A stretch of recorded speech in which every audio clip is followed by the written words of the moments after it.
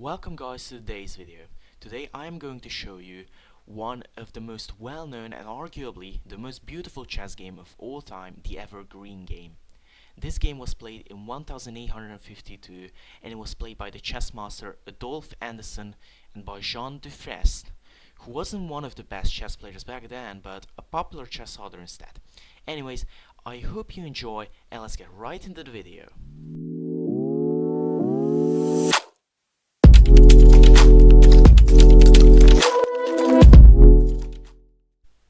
The game starts out with e4, e5, knight f3, knight c6, bishop c4. This is the Italian, bishop c5, b4.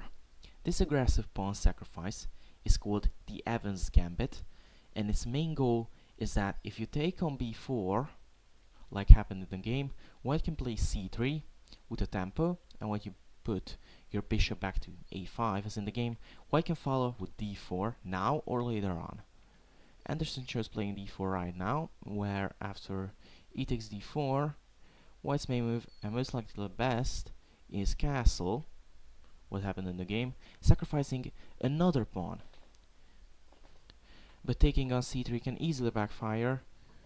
D takes c3, queen b3, queen f6, e5, queen g6, knight takes c3, and white is clearly dominating over the board, and it is very hard for black to find the best moves. But instead d3 happened, after which the game continued. Queen b3, queen f6, e5, queen g6, rook e1, knight g7, bishop a3, making it harder for black to castle, b5, sacrificing the pawn for counterplay, queen takes b5, rook b8, queen a4, bishop b6, knight bd2, bishop b7, knight e4, and here white is already better. He is threatening to take on d3. Black played queen f5, where after bishop takes d3, queen h5, white is already +3 according to the computer. White played this beautiful move, knight f6, which according to the computer is not the best move.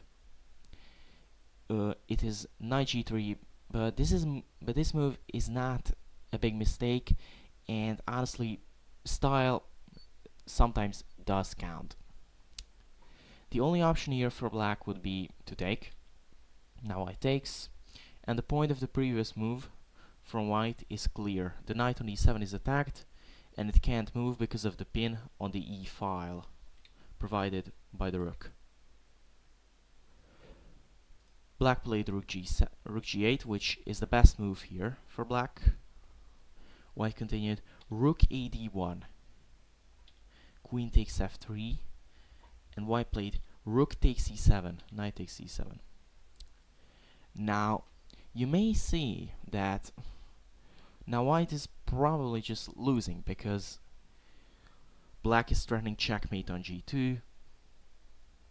You can't take the e7 knight, and black is up a rook and a knight for a pawn.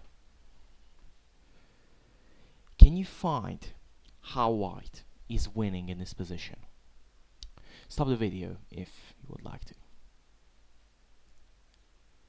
Queen takes d7. Yes, white can take on d7, and after black taking the queen, there is bishop f5 check.